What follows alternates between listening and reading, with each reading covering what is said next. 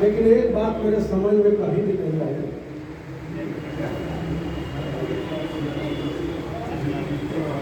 कि हम सब लोग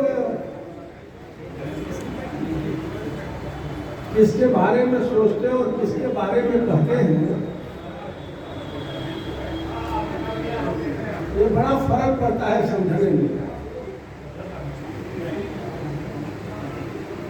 जब समाजवादियों के पुण्यतिथि पर समाजवादियों के जन्मशती समारोह को हम एकत्रित होते हैं तो फिर अपने पुरखों की भी चर्चा हम लोगों का करना उतना ही जिम्मेवारी है जितनी जिम्मेवारी आज के राजनीतिक उपस्थित रहना है। प्रभु बाबू की चर्चा हम सब लोग करते हैं, जो लोग जानते हैं वो भी, जो नहीं जानते हैं वो भी, जो अभी पैदा हुए और जो बनारस के भी इतिहास को नहीं जानते वो प्रभु बाबू को नहीं जानते। ये हिंदुस्तान के राजनीति में बहुत बड़ा नाम था। समाजवादी आंदोलन की जब भी कोई चर्चा चलेगी तो प्रभु बाबू को माइनस करके उस चर्चा में कोई दम नहीं होता। लेकिन आज मैं दूसरी ओर आपका ध्यान ले जाना चाहता हूं और वह इसलिए ले जाना चाहता हूं कि हम जब कभी भी मिलते हैं तो निराशावादी के रूप में हम लोग अपनी बात को कहते हैं। हम ये मानते हैं कि इस देश में कुछ नहीं हो रहा है। हम ये मानते हैं कि अगर हम शांति से बैठे हैं तो देश में परिवर्तन का रास्ता बंद है। हम ये मान के चलते हैं और यही हमारी गलतफहमी है। इस देश में परिवर्तन का रास्ता कभी रुकता नहीं है और संघर्ष कभी नहीं रुकता। हमारे देखने का नजरिया चाहे जो हो, परिवर्तन की लड़ाई कभी रुकी नहीं है, ना रुकेगी। जो लोग कभी कभी भूल के चर्चा करते हैं कि पैसे से, कागज से, तानाशाही से इस देश को बहुत दिनों तक हम ले जाएंगे। ये 9 साल पूरा होते थे जिसका रोना सब लोग रोते हैं ना, ये 9 साल पूरा होते होते ऐसे लोगों का तकमू गिरा उखड़ना इस देश से शुरू हो गया। ये बात भी हम लोग को दिमाग में रखनी चाहिए। उस आंदोलन में हम लोग है नहीं है, हमारी शक्ति है नहीं है, अलग बात है। लेकिन आंदोलन इस देश में नहीं चल रहा है, परिवर्तन नहीं हो रहा है। परिवर्तन हो रहा है, आप अपने नजरियों को देखने की कोशिश आप करिए और खासकर उत्तर प्रदेश के लोग और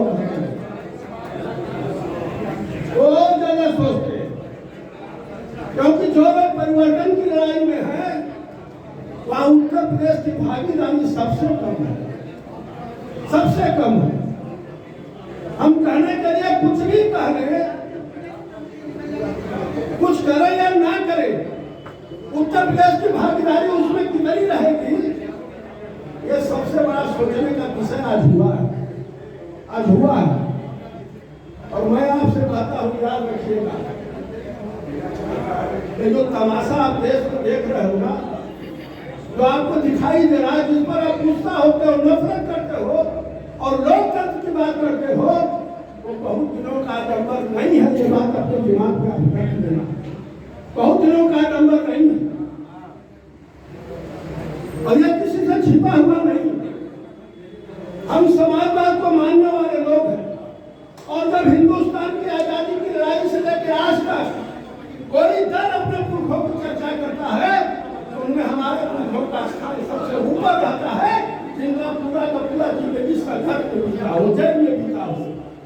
ऐसे किसी तरह का इतिहास देखा है। और आज समाजवाद के नाम पर, समाजवाद के सोच पर हम अंगुली उठाते हैं। अंगुली उठाने का ही परिणाम है कि जिनकी चर्चा जिनसे लड़ने की बात करते हैं उनके ताकत हुए हैं। हमारे वामपंथी साथी हैं, उनको उस ओर नहीं ले जाना चाहता, उनके बारे में कुछ कहना भी नहीं चाहता, मेरी मनसा भी गलत नहीं है। लेकिन मैं उनको याद दिलाना चाहता हूँ और सब लोगों को याद दिलाना चाहता हूँ। एक समय था जब चारू मजूमदार से लेके और जमाने तक इस देश में परिवर्तन की बात कर रहे हैं। सत्ता का परिवर्तन संघर्ष से नहीं, हिंसा से होगा। बहुत बड़ी ताकत थी समाजवादियों के पास।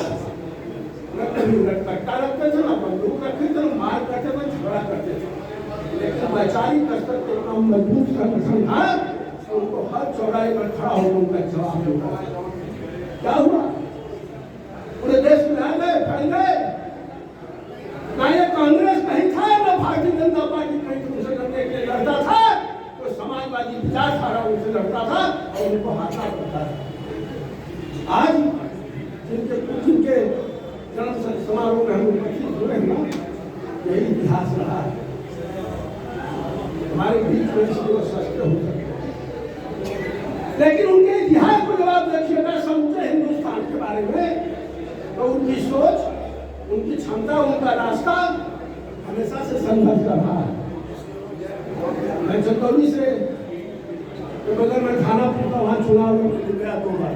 नाना जी यहाँ बैठे हैं, बराबर मेरा सहयोग करते रहे। और मैं कई कार्यक्रम में चकना के इलाके में गया, उन वनवासियों के इलाके में गया, आदिवासियों के इलाके में गया हूँ। जानते हैं क्या करते हैं वो? आज नहीं, बहुत साल पहले न जाने कितने लोगों को धन से जो उतारा गया था, उस जंगल को उन्होंने लड़के कब्जा करवाया और आज तक उस जंगल को मौजूद है। उनका नाम था परिणाम। हमें नहीं भूलना चाहिए। इस समय आता है जब बदलता है समय। हम परिवर्तन के लिए खड़े हैं कि नहीं है, ये गलत बात है। लेकिन परिवर्तन की लड़ाई देश में हो रही है, इसको इग्नोर नहीं करना चाहिए, इसको मानना चाहिए। हम सब लोग मानने के लिए तैयार हैं। ये कहने में मुझे जरा सा भी हिचक नहीं होता। सच्चाई इस देश की जानने की जरूरत है साथी। अखबार हो, टीवी हो, टेलीविजन हो, इलेक्ट्रॉनिक मीडिया, प्रिंट मीडिया, जितना ज्यादा लिखना, जितना ज्यादा बोलना, इस हिंदुस्तान में उनका रहा है एक पक्षी, और शायद हिंदुस्तान के राजनीति में कभी नहीं रहा, कभी नहीं रहा। और इस देश में लोग उन सारे लोगों से लड़ रहे हैं जो सरकारों के गलत चालों का भी समर्थन कर रहे हैं। वो सब लोग उनसे लड़ रहे हैं। उनकी संख्या कम हो सकती है, उनकी ताकत कम हो सकती है, लेकिन याद रखना, ये बात भी मत भूलना, जब कांग्रेस का आदमी जिसने 50 साल तक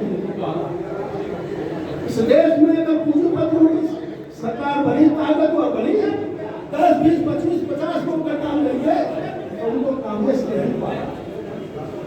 लेकिन कांग्रेस की भी मंशा नहीं रही। जब आपको हम बड़ा करते हैं, सरकार में मदद देते हैं, आपको पालने की बात करते हैं, व्यापार को बढ़ाने की बात करते हैं, तो इस देश के लोगों को रोजगार आप देते हैं, उसके पीछे मंशा हुआ करती थी। लेकिन आज तो उसका ठीक उल्टा है। और मुझे खुशी है, ये कहने में भी जरा सा भी हिचक नहीं है। जो समाजवादी साथी है वो कुंठित रख के अपने दिमाग को बैठे, ये कहने में जरा सा भी हिचक नहीं। आज जिन 2 चीजों से 3 चीजों में कांग्रेस बसती थी हमेशा से, आज उन तीनों चीजों पर कांग्रेस हमला कर रही है। उसने कहा कि मोदी का मतलब अडानी, और मोदी का पैसा है जिस पर अडानी चल रहे हैं। हर भाषणों में, हर जगह ये कह रहा है।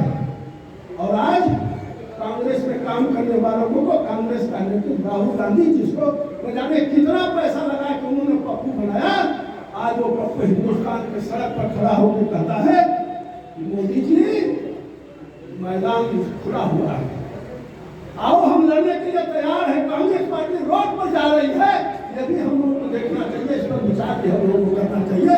इसको माइनस करके कोई बात हिंदुस्तान के राजनीति नहीं है।